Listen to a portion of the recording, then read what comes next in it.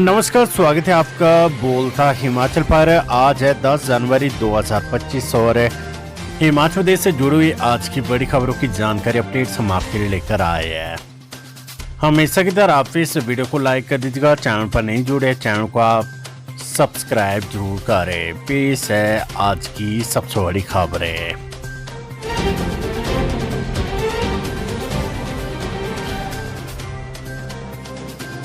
हिमाचल सरकार ने 22 डॉक्टरों की किए तबादले, 9 डॉक्टरों को खाली पदों पर दी पोस्टिंग है।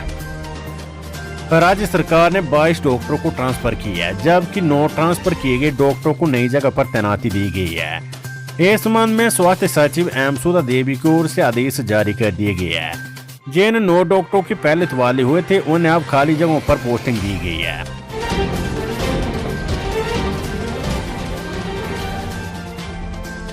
हिमाचल हाईकोर्ट 13 जनवरी से 23 फरवरी तक रहेगा बंद, छुट्टियों का शेड्यूल जारी। हिमाचल प्रदेश हाईकोर्ट में सर्दियों की छुट्टियों का शेड्यूल जारी हो गया है। हाईकोर्ट 13 जनवरी से 23 फरवरी के बीच बंद रहेगा। इस दौरान केवल हाईकोर्ट में आते महत्वपूर्ण मामलों को ही सुना जाएगा। सप्ताह में केवल एक दिन शुक्रवार को ही सुनवाई होगी। अगर शुक्रवार को किसी दिन सरकारी छुट्टी होगी तो उसके बदले वीरवार को सुनवाई होगी। प्रदेश उच्च न्यायालय में पहली बार 7 से 9 फरवरी के बीच मुख्य न्यायाधीश गुरमीत सिंह संधवालिया छुट्टियों में 2 दिन सुनवाई करेंगे। न्यायाधीश विपिन चंद्र नेगी 13 जनवरी से 24 जनवरी तक, उसके बाद न्यायाधीश राकेश कैंथला 27 जनवरी से 6 फरवरी तक और न्यायाधीश रंजन शर्मा 10 फरवरी से 23 फरवरी तक मामलों की सुनवाई करेंगे।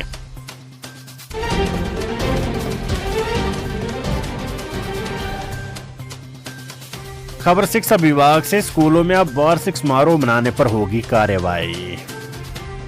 प्रदेश के स्कूलों में अब वार्षिक समारोह मनाने पर कार्रवाई होगी। ऐसे आदेश शिक्षा विभाग के निदेशक की ओर से जारी किए गए हैं। इसमें स्पष्ट किया गया कि स्कूलों को वार्षिक समारोह मनाने के लिए एक बार छूट दी गई। पहले 20 दिसंबर तक इसका समय निर्धारित किया गया। इसके बाद वार्षिक समारोह मनाने की तिथि 31 दिसंबर 2024 तक बढ़ा दी गई थी। इस दौरान पूर्व प्रधानमंत्री के निधन के चलते घोषित राजकीय शोक के कारण भी कई स्कूल उक्त अवधि में वार्षिक समारोह नहीं मना पाए। इसके बाद भी स्कूलों को इसके लिए कुछ दिन दिए गए थे, लेकिन अब विभाग ने स्पष्ट किया है कि स्कूलों में आज 10 जनवरी से इस तरह के आयोजन नहीं होंगे। इससे छात्रों की पढ़ाई बाधित हो रही है। विभाग की माने तो प्रदेश के कई स्कूल विभाग के आदेशों की अवहेलना कर रहे हैं। ऐसे में जिला उपनिदेशकों को उनके अधीन आने वाले स्कूलों को उक्त निर्देशों की अनुपालना करवाने को कहा गया है, अन्यथा दोषी के खिलाफ नियमानुसार कार्रवाई की जाएगी।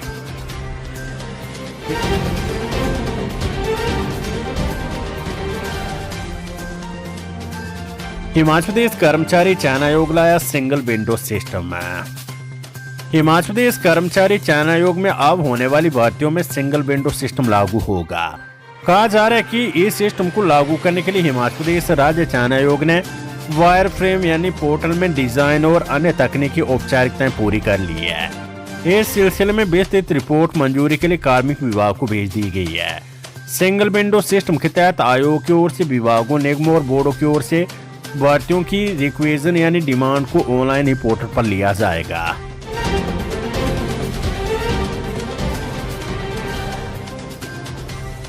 दुर्घटना से मृत्यु होने पर पुलिस कर्मियों के परिजनों को अब 1 करोड़ रुपए बीमा रक्षक समझौते में संशोधन है।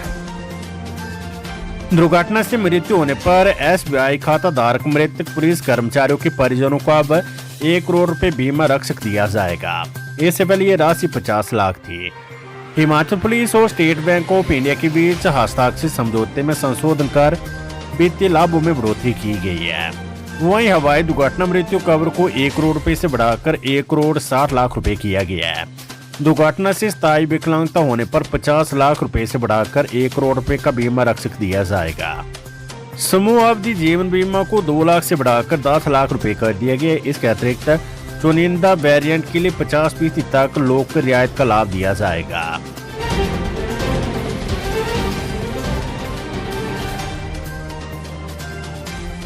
सड़क हादसों के पीड़ितों को मिलेगा 1.5 लाख रुपए तक का कैशलेस इलाज। सड़क दुर्घटनाओं के कारण होने वाली मौतों को कम करने के लिए केंद्र सरकार प्रयास कर रही है। इसी दिशा में सड़क परिवहन और राजमार्ग मंत्रालय की ओर से योजना तैयार की गई है। योजना में सड़क दुर्घटना के पीड़ितों को 1.5 लाख रुपए तक का कैशलेस उपचार दिया जाएगा। दुर्घटना की तारीख से अधिकतम 7 दिनों तक व्यक्ति कैशलेस इलाज का हकदार होगा। वर्तमान में यूटी, चंडीगढ़ और पुडुचेरी में इस योजना को लागू किया गया है। आप पायलट कार्यक्रम में इसे हिमाचल और मध्य प्रदेश में लागू करने की योजना है।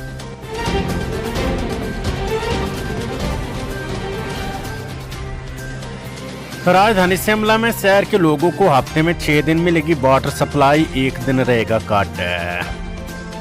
राजधानी शिमला में अब पानी के लिए उपभोक्ताओं को हफ्ते में 6 दिन वाटर सप्लाई मिलेगी। जल प्रबंधन कंपनी पहले 5 दिन पानी की आपूर्ति दे रही थी, लेकिन अब परियोजनाओं से वाटर लिफ्टिंग बढ़ने के बाद से कंपनी ने सप्ताह में 6 दिन सप्लाई कर दी है। अब केवल 1 दिन का कट शहर में पानी का रहेगा।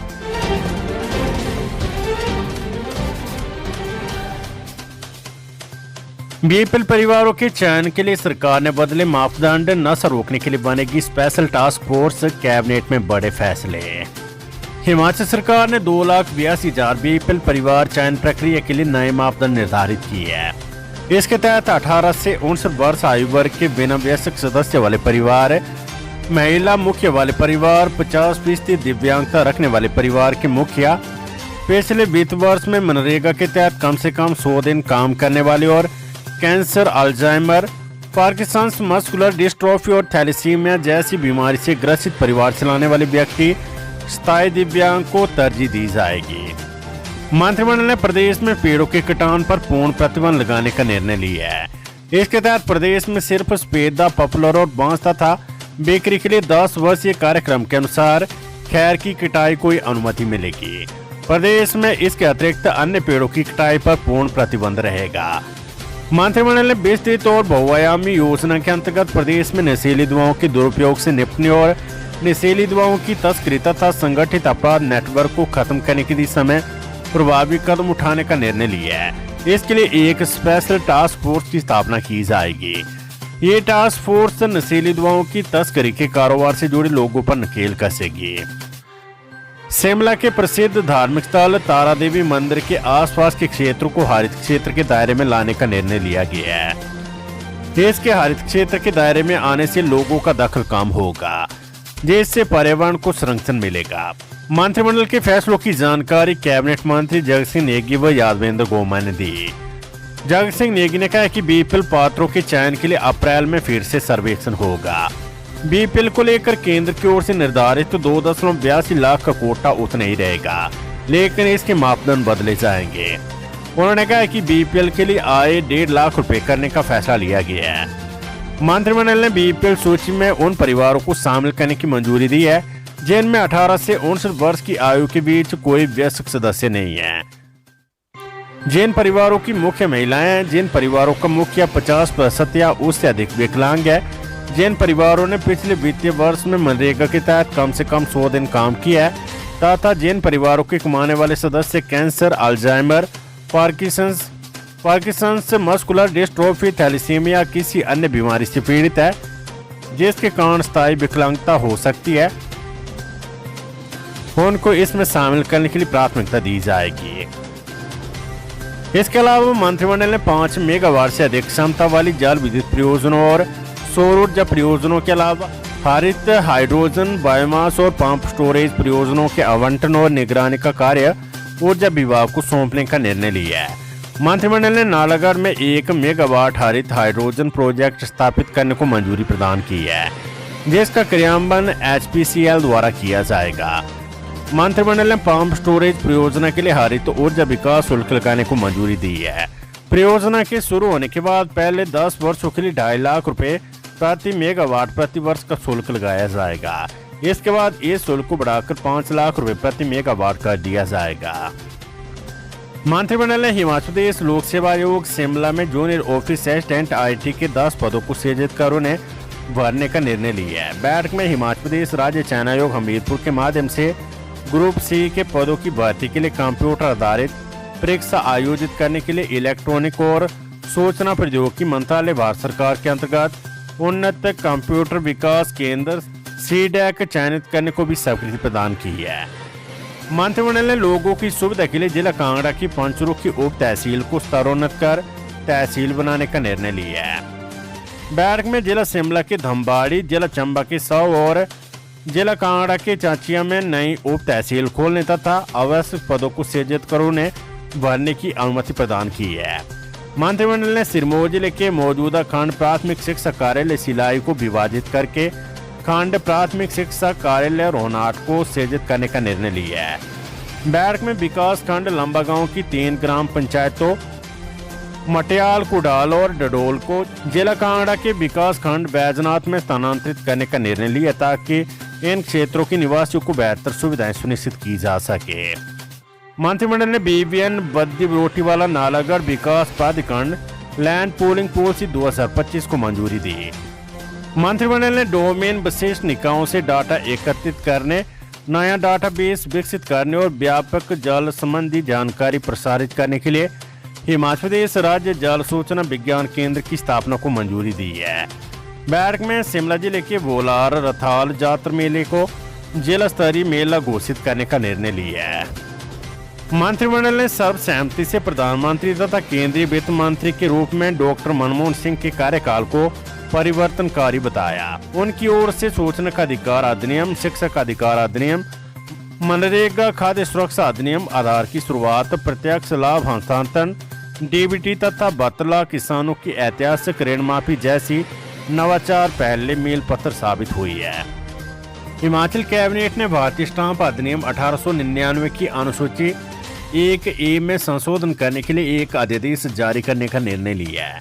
अब धारा 118 की अनुमति मांगने वाले गैर कृषक को मकान या उद्योग लगाने के लिए स्टाम्प ड्यूटी फीस अलग से देनी होगी। मंत्रिमंडल में निर्णय लिया गया कि 12% स्टाम्प ड्यूटी लगाई जाएगी। मंत्रिमंडल ने बैट, CST, प्रवेश कर आदि जैसे सम्मिलित अधिनियमों के तहत लंबित मामलों, मुकदमों और बकाया के निपटान के लिए हिमाचल प्रदेश सद्भावना विरासत मामले समाधान योजना 2025 शुरू करने को मंजूरी दी है। मंत्रिमंडल बैठक में करीब 43 मामलों पर प्रमुख रूप से चर्चा हुई है। इसके अलावा शिमला जिले के बोलार रथाल जातर मेले को जिला स्तरीय मेला घोषित करने का निर्णय लिया गया है। मंत्रिमंडल बैठक में कुछ विषयों पर अनौपचारिक चर्चा भी हुई, जिसमें से कुछ मामलों को लेकर भविष्य में निर्णय लिया जाएगा। मंत्रिमंडल ने भारत सरकार से किसाऊ बहुउद्देशीय परियोजना के विद्युत घटक के लिए 90:10 वित्त पोषण फॉर्मूला अपनाने के आग्रह को दोहराया। मंत्रिमंडल ने 5 मेगावाट से अधिक क्षमता वाले प्रोजेक्टों के आवंटन और निगरानी का कार्य ऊर्जा विभाग को सौंपने का निर्णय लिया है। इसके तहत जल विद्युत परियोजनों और सौर ऊर्जा परियोजनों के अलावा हरित हाइड्रोजन, बायोमास और पंप स्टोरेज परियोजनों के आवंटन और निगरानी का कार्य भी ऊर्जा विभाग देखेगा।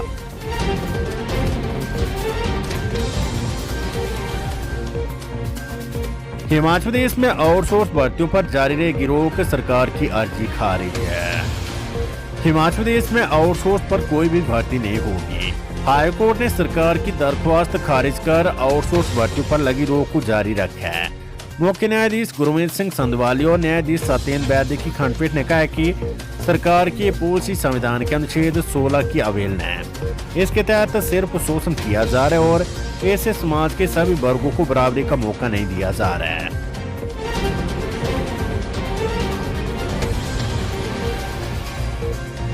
Weather update. शीतलहर की चपेट में हिमाचल के कई जिले, राज्य में 2 दिन बारिश बर्फबारी के आसार है। पश्चिमी विक्षोभ की सक्रियता से हिमाचल प्रदेश में मौसम करवट बदलने के आसार है। मौसम विज्ञान केंद्र शिमला की ओर से राज्य के 2 दिनों तक बारिश बर्फबारी का पूर्वानुमान जताया गया है। वहीं कई जिलों में शीतलहर चलने व घना कोहरा छाए रहने का येलो अलर्ट जारी किया गया है। राज्य के 9 स्थानों पर न्यूनतम तापमान माइनस में दर्ज किया गया है। मौसम विभाग के अनुसार 11 जनवरी की शाम से 12 जनवरी की मध्य रात्रि या 13 जनवरी की सुबह तक राज्य के मध्य और उच्च पर्वतीय क्षेत्रों में कुछ भागों में बर्फबारी की संभावना है। वहीं शिमला शहर सहित राज्य के कुछ पर्यटन स्थलों पर 11 जनवरी की शाम से 12 जनवरी 2025 की दोपहर तक बारिश बर्फबारी होने का पूर्वानुमान है।